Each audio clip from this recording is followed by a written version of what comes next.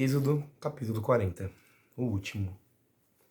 E Yahvé falou a Moisés, dizendo: No primeiro dia do primeiro mês, levantarás a habitação, a tenda da reunião. Colocarás nela a arca do testemunho, e cobrirás a arca com o véu. Trarás a mesa e arrumarás tudo. Trarás o candelabro e montarás as lâmpadas. Colocarás o altar de ouro diante da arca do testemunho, e colocarás o véu na entrada da habitação. Colocarás o altar dos holocaustos diante da entrada da habitação, da tenda da reunião. Porás a bacia entre a tenda da reunião e o altar, e nela colocarás água. Colocarás o átrio ao redor, e porás o véu na porta do átrio. Tomarás do óleo da unção, e ungirás a habitação, e tudo que está dentro dela. Tu a consagrarás com todos os seus acessórios, e ela será muito santa. Ungirás o altar dos holocaustos com seus acessórios. Consagrarás o altar, e o altar será eminentemente santo. Ungirás a bacia e a sua base, e a consagrarás. Depois farás Arão e seus filhos se aproximarem da entrada da tenda da reunião.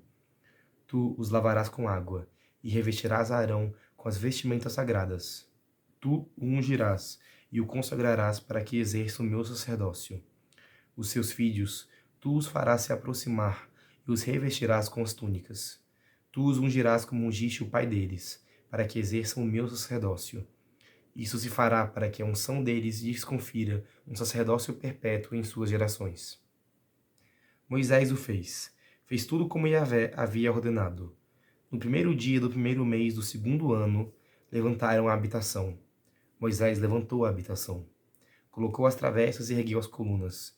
Estendeu a tenda para a habitação e colocou por cima a cobertura da tenda, como Yahvé havia ordenado a Moisés. Tomou o testemunho, colocou-o na arca, colocou os varais na arca e pôs o propiciatório sobre a arca. Introduziu a arca na habitação e colocou a cortina do véu. Velou assim a arca do testemunho, como Yahvé havia ordenado a Moisés. Colocou a mesa na tenda da reunião, ao lado da habitação, ao norte, na extremidade do véu. E dispôs em ordem o pão diante de Yahvé, como Yahvé havia ordenado a Moisés. Colocou o candelabro na tenda da reunião, diante da mesa, ao lado da habitação, ao sul, e dispôs as lâmpadas diante de Yahvé, como Yahvé havia ordenado a Moisés. Colocou o altar de ouro na tenda da reunião, diante do véu, e em cima dele queimou o incenso aromático, como Yahvé havia ordenado a Moisés. Depois colocou o véu na entrada da habitação. Colocou o altar dos holocaustos na entrada da habitação, da tenda da reunião, e nele ofereceu holocaustos e a oblação, como Yahvé havia ordenado a Moisés. Colocou a bacia entre a tenda da reunião e o altar, e pôs nela água para as abluções, com a qual Moisés, Arão e os seus filhos lavavam as mãos e os pés. Quando entravam na tenda da reunião ou se aproximavam do altar, lavavam-se, como Yahvé havia ordenado a Moisés. Levantou o átrio ao redor da habitação e do altar, e colocou o véu na porta do átrio. Assim, Moisés terminou os trabalhos. A nuvem cobriu a tenda da reunião, e a glória de Yahvé encheu a habitação. Moisés não pôde entrar na tenda da reunião, porque a nuvem permanecia sobre ela, e a glória de Yahvé enchia a habitação. Em todas as etapas, quando a nuvem se levantava por cima da habitação, os israelitas punham-se em marcha. Mas se a nuvem não se levantava, também eles não marchavam, até que ela se levantasse. Pois de dia a nuvem de Yahvé ficava sobre a habitação, e de noite havia dentro dela um fogo, aos olhos de toda a casa de Israel, durante todas as suas etapas. E com isso, concluímos o livro do Êxodo. Algumas coisinhas, então, rápidas desse capítulo. Primeiro, sempre gosto de resgatar a figura do véu aqui. A gente já falou bastante dele nos capítulos anteriores, que falavam sobre a estrutura do santuário, da habitação, mas assim, acho legal retomar assim, que eu acho muito forte a visão do véu se rompendo quando Jesus morre. Então você vê assim, a preocupação que há em se separar com o véu, o testemunho, que é a arca, que é a presença de Deus ali na antiga aliança, do povo que não era sacerdote.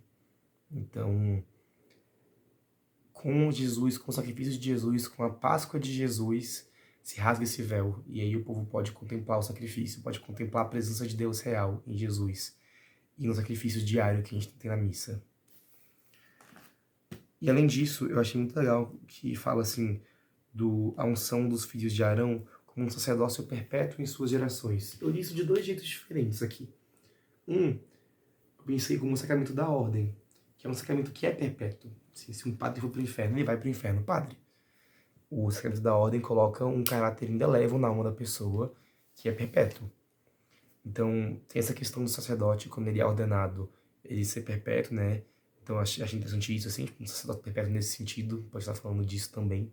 Eu confesso que eu não sei como é que era o código canônico, a teologia das ordenações, das unções de sacerdote judaico, mas enfim, para nós católicos assim funciona. Mas também pensei em outra coisa.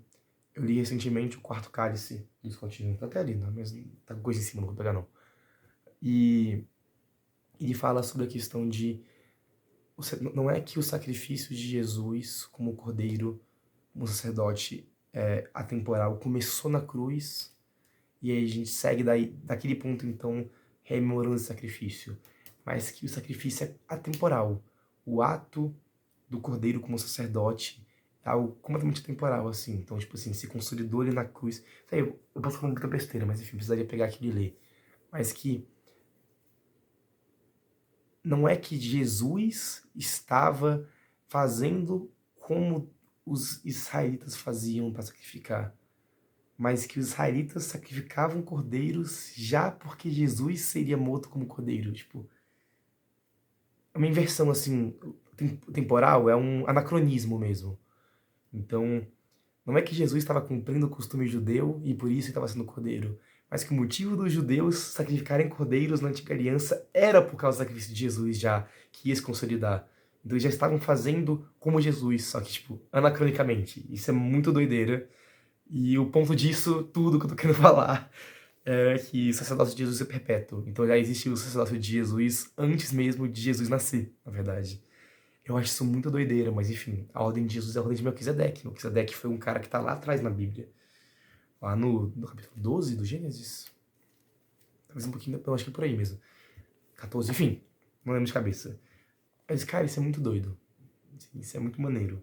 O centro é o sacrifício de Jesus e tudo gira em volta disso. Não é à toa, falo isso já há algum tempo aqui, que o Antigo Testamento é importante. Dá uma preguiça, me deu uma preguiça tremenda de ler esse livro, velho. De ficar 20 capítulos falando sobre côvados e talentos e ciclos de prata. E eu não aguento mais ver número. E tem um livro daqui a pouco que se chama Livro dos Números. E eu vou pirar. Mas é importante. Isso aqui também faz parte da nossa fé. E é muito importante pra gente entender, porque a gente já tá vendo aqui o centro da nossa fé, que é Cristo. Não é querendo ser tipológico, não, mas tudo é muito lógico das coisas que vão acontecer lá na frente. A gente precisa ter essa base. Eu preciso ter essa base. Por isso que eu tô fazendo isso aqui nesse canal. Mas enfim, eu faço meu discursinho num epílogo aí, num interlúdio entre o Êxodo e o próximo livro. Mas, obrigado a quem acompanha comigo. Recebi alguns comentários bem legais de alguns vídeos do Êxodo. Por mais que eu faça isso aqui como uma experiência meio solitária para eu aprender as coisas da Bíblia, é sempre legal ver que tem pessoas que acompanham e que tá sendo útil de alguma forma. E no mais, conte comigo. Por hoje é isso.